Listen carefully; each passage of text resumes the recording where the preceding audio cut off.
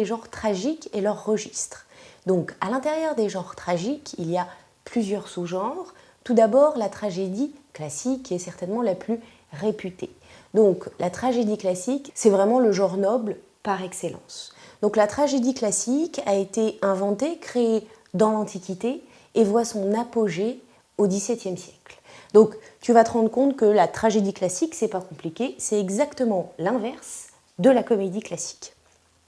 Donc, si la comédie classique, elle est influencée par les Espagnols, la tragédie classique, elle, est influencée par l'Antiquité grecque. Donc, dans les tragédies classiques, on reprend très souvent des mythes grecs, comme celui d'Édipe, par exemple.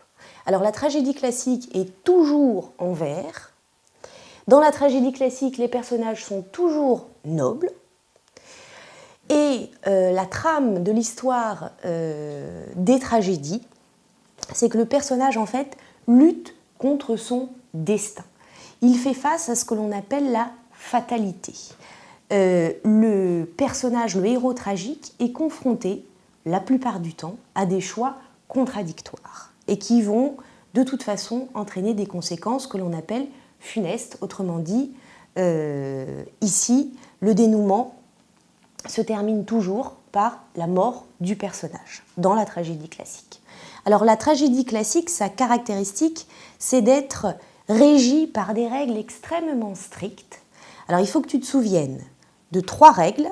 La règle de la vraisemblance, autrement dit, tout ce qui est montré sur scène doit paraître réaliste, doit pouvoir arriver dans la vie de tous les jours. La règle de la bienséance, c'est simplement qu'on ne peut pas montrer sur scène des actions choquantes ou violentes. On n'avait pas le droit au XVIIe siècle, dans les tragédies classiques, de montrer par exemple une scène de duel. La 3e règle, c'est la règle des 3 unités. On va parler ici d'unité de temps. Toute la pièce doit tenir en une seule journée. L'unité de lieu, toute la pièce doit avoir lieu dans un seul lieu unique. Et finalement, l'unité d'action, il ne doit y avoir qu'une seule action. Il ne peut pas y avoir des actions parallèles qui viennent se greffer à l'action principale.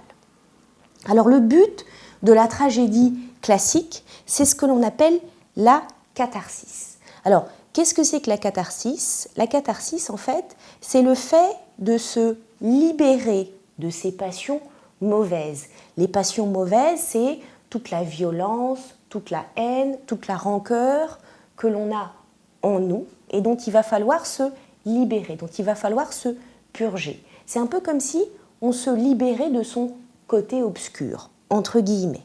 Comment est-ce qu'on se libère de son côté obscur ? Eh bien simplement en le voyant jouer sur scène. Donc il y a des actions représentées sur scène qui sont horribles, par exemple un meurtre avec beaucoup de violence. Eh bien simplement le fait de le voir, ça va nous permettre à nous de nous libérer de nos mauvaises passions, de toute la violence que l'on a en nous. Alors, s'il y a un auteur de tragédie classique à retenir, le plus célèbre et le plus performant dans son domaine, c'est Racine.